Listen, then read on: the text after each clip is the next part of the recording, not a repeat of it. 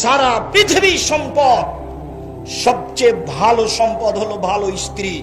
অতএব একটা ভালো মেয়ে দেখে বিবাহ করতে হবে। মেয়ে দেখা যায়। একজন সাহাবী এসে বলছেন, আল্লাহর নবী, আমি বিবাহ করেছি। তখন আল্লাহ রাসূল বললেন, তুমি কি মেয়েটাকে দেখেছো? ফানজুর ইলাইহা ফাইনা আয়নে নিসাইল ইমরাতে মারাতিল ইমরাতে শায়া। আনসারী মহিলাদের চোখে দোষ আছে, সমস্যা। বিবাহ করার পরে যদি ধরা পড়ে, তখন তুমি বারবার বলবা, তোমাকে দেখলে বিবাহ করতাম না, এই ভালো নাই, সেই ভালো নাই, আমি তোমাকে তালাক দিব, এই সব একটা কথা চলবে না। অতএব আগে দেখে নাও।